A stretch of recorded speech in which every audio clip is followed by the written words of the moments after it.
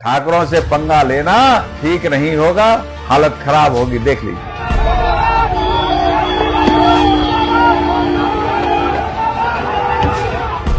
और सही मानों में बात यह है कि पूरे उत्तर प्रदेश में आज दलितों पर अत्याचार की बाढ़ सी आई हुई है। जिस गांव में 10 ठाकुर हैं वह भी 100 वोट डलवाने की हैसियत रखते हैं। लेकिन इधर देखने को मिला है कि कुछ लोगों को पूरा खुली छूट है, कुछ भी कर सकते हैं। और स्वाभाविक है वो इसलिए छूट है क्योंकि उन्हीं के स्वजाति लोग बैठे हुए हैं। उत्तर प्रदेश के दलितों के लिए क्या कानून का राज बचा है? क्या उत्तर प्रदेश के मुख्यमंत्री योगी आदित्यनाथ के इस दावे में अब कोई हकीकत बची है कि उत्तर प्रदेश में लॉ एंड ऑर्डर कितना सख्त है? उत्तर प्रदेश की पुलिस अब एकदम से किसी भी तरह के अन्याय अत्याचार के खिलाफ खड़े होकर के काम कर रही है? क्या उत्तर प्रदेश के सारे अपराधी, गुंडे और माफिया या तो जेलों में हैं या यूपी छोड़ चुके हैं? योगी आदित्यनाथ के ऐसे कई बयान आपको हम सुनवा सकते हैं, मगर फिलहाल केवल एक ही बयान सुन लीजिए। और आज उत्तर प्रदेश में पिछले 8 वर्ष के अंदर ये डबल इंजन की सरकार ने जो कार्य प्रारंभ किए, आज परिणाम सामने है। आज माफिया मुक्त भी है, दंगा मुक्त भी है, गुंडा मुक्त भी है, अपराध मुक्त भी है। और अब आइए उत्तर प्रदेश की मौजूदा हकीकत आपसे बयां करते हैं। अभी इस वीडियो में हम किसानों पर होने वाले अत्याचार नहीं बता पा रहे हैं, किसानों की बदहाली और बेबसी नहीं है। इस वीडियो में महिलाओं के ऊपर अन्याय अत्याचार के वो किस्से अभी नहीं हैं जिसमें यूपी को वो नंबर 1 कर चुके हैं। इस वीडियो में बेरोजगार नौजवानों के किस्से नहीं हैं। इस वीडियो में 69,000 शिक्षक भर्ती से बेबस लाचार उन अभ्यर्थियों की पीड़ा भी नहीं है जो आप भी न्याय मांगने के लिए दर दर भटक रहे हैं। इस वीडियो में पिछड़े समाज के तमाम अन्याय अत्याचार वो नहीं बयां हो रहे हैं। इस वीडियो में गरीबों, मजलूमों की बदहाली नहीं है। इस वीडियो में केवल दलितों पर होने वाले 1 महीने के अत्याचार का एक ब्यौरा है। यह ब्यौरा उत्तर प्रदेश में कानून का राज आपके सामने क्या है उसकी वानगी पेश करेगा। यह ब्यौरा उत्तर प्रदेश में मौजूदा स्थिति में जातीय आतंक कितना गहराया है इसकी एक वानगी पेश कर रहा है। इसलिए बड़े गौर से यह ब्यौरा सुनिए। 24 अप्रैल 2025 को यूपी के रामपुर में 6000 के विवाद में एक दलित मजदूर को पेड़ से बांधकर बेरहमी से पीटा गया, जिससे उसकी मौत हो गई। बुलंदशहर 21 अप्रैल 2025 तेज रफ्तार से गाड़ी चलाने से मना करने पर 4 दलितों को गाड़ी से कुचला गया। थार से कुचले जाने पर एक महिला की मौत हो गई, 3 अन्य गंभीर रूप से घायल हो गए। 21 अप्रैल 2025 उत्तर प्रदेश के जिले का नाम अमेठी, एक दलित युवक की गला काटकर हत्या। आरोप लगाया गया कि युवक ने कथित तौर पर एक सवर्ण लड़की से छेड़खानी की थी। गांव के ठाकुरों ने बिना पुलिस कार्रवाई के खुद ही सजा दे दी। पीलीभीत तारीख है 16 अप्रैल 2025, मामूली कहासुनी पर दलित परिवार पर ठाकुरों का हमला। आगरा तारीख है 17 अप्रैल 2025, दलित दूल्हे को घोड़ी से उतारने, मारपीट करने, जाति सूचक गालियां देने की खबर सामने आई। कार्रवाई के नाम पर अभी भी न्याय की प्रतीक्षा। चंद रोज पहले प्रयागराज जिले में एक दलित बच्चे का मना करना कि बोझा हम नहीं ढो पाएंगे, उसी गेहूं के बोझे के साथ जला दिया गया। उत्तर प्रदेश के कानून के राज के किस्से उन जातीय आतंकियों की तरफ से 90% से ज्यादा हैं जो मुख्यमंत्री के स्वजातीय हैं। वो मुख्यमंत्री जिनका दावा है कि वो योगी हैं, मगर खुद के बयान साफ हैं कि वो क्षत्रिय हैं, राजपूत हैं, और इस बात पर उन्हें गर्व है क्योंकि ये वो जाति है जिसमें भगवान पैदा होते हैं। तो वो जाति जिसमें भगवान नहीं पैदा हुए, उस जाति में पैदा होने वालों का क्या गुनाह? मुख्यमंत्री योगी आदित्यनाथ बताएं कि भगवान ने जातियां बनाई क्या? कि उनकी जाति में भगवान पैदा हो गए तो वो जाति अहंकार से उन जातियों के ऊपर दमन और अन्याय अत्याचार करेंगे जिनको मंदिर में जाने से रोका गया, जिनको अछूत बनाया गया, जिनके ऊपर अन्याय और अत्याचार किया गया।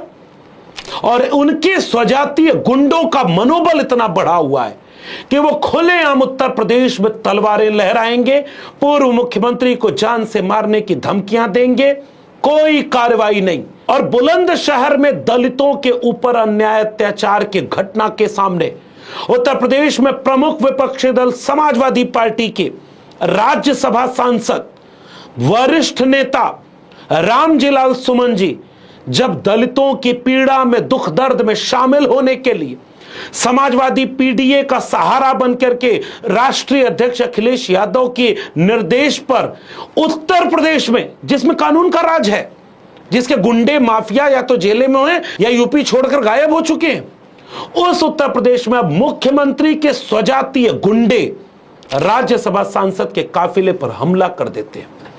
और वो हमला इतना सुनियोजित था, टायरों के ढेर इकट्ठा किए गए, दुकानों के पीछे छुपा गया, वो जातीय गुंडे झुंड में इकट्ठा होकर छिप करके समाजवादी पार्टी के वरिष्ठ नेता रामजीलाल सुमन के काफिले का इंतजार करते हैं।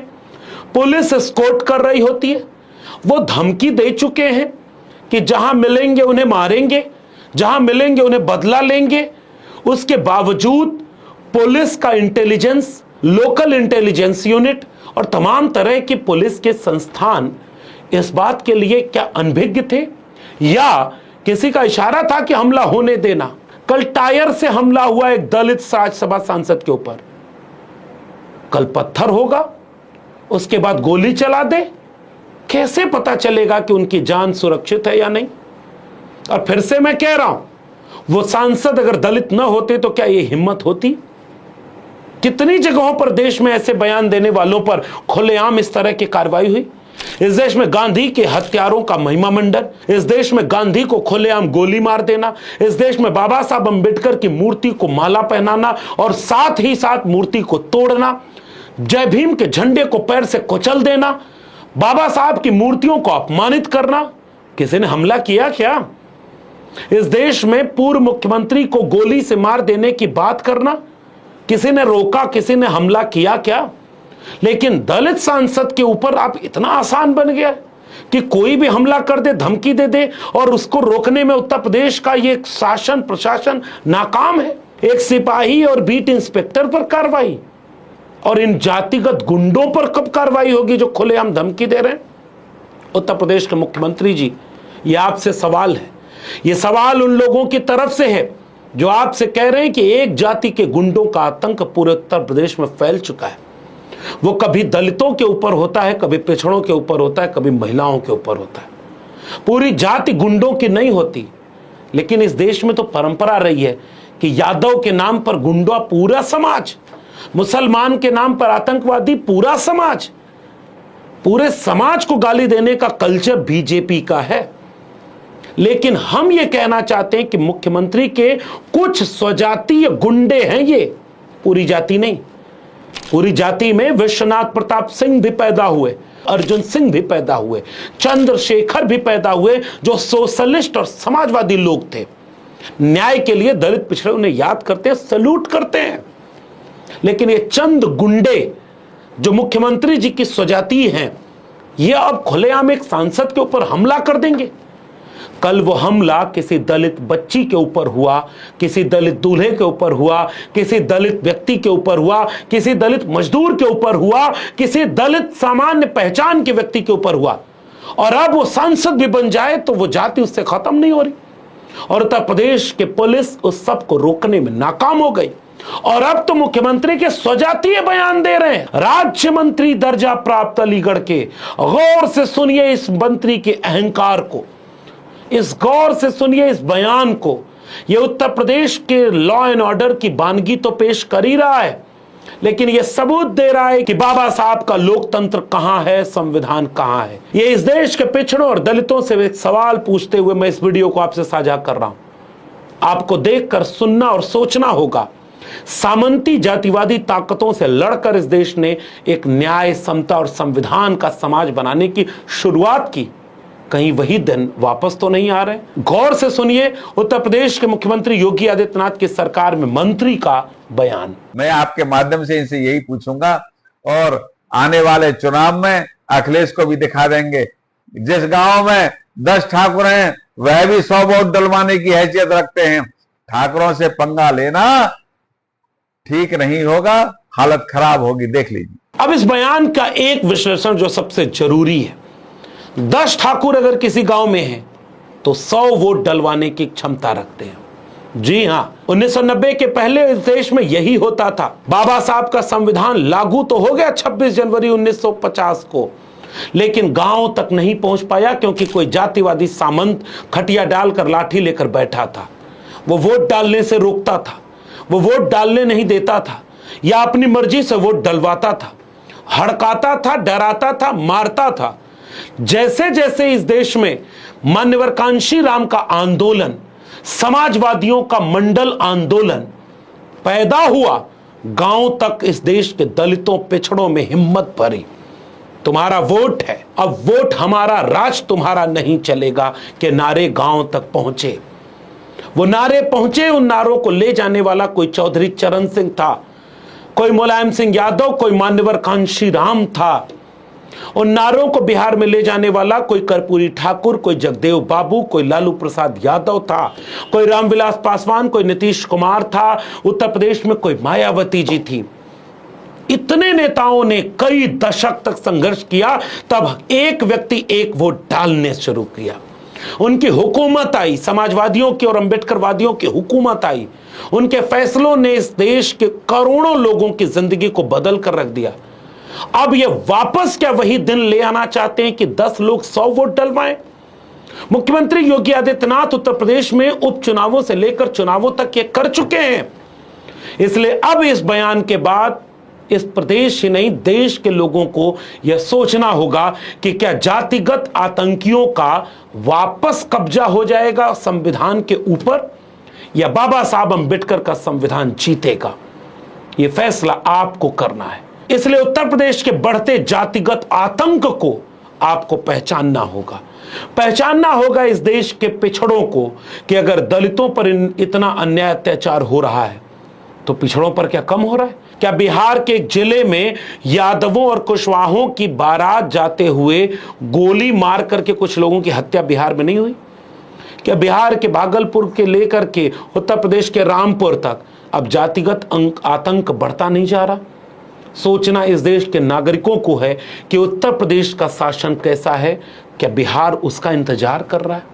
क्या बिहार में ये पांव अगर फैल गया तो यूपी और बिहार अगर उनके जातिगत सामंतियों के हाथ चला गया तो मंडल की लड़ाई, मान्यवर कांशीराम की लड़ाई, समाजवादियों की लड़ाई, उसका क्या हासिल होगा?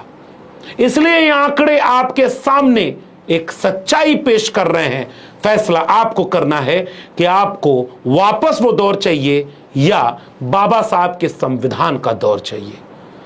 अपनी टिप्पणी नीचे कमेंट बॉक्स में जरूर बताइएगा। ये वीडियो अगर आपको पसंद आई हो तो इसे लोगों तक पहुंचाइए ताकि लोग इससे जागरूक हों, सजग हों और हिम्मत करें सच बोलने की। अगर आपने मेरे चैनल को अब तक सब्सक्राइब नहीं किया है तो सब्सक्राइब करिए ताकि ऐसी अगली जरूरी वीडियो आप तक पहुंच जाए। बेल आइकॉन दबाएंगे तो उसकी सूचना मिलेगी, ज्वाइन की बटन दबाएंगे तो हमें हिम्मत और हौसला मिलेगा। अगर आप इस वीडियो को ट्विटर यानी एक्स या फेसबुक पर देख रहे हैं तो हमें फॉलो करना मत भूलिए। फिर मिलेंगे, तब तक के लिए बहुत बहुत धन्यवाद।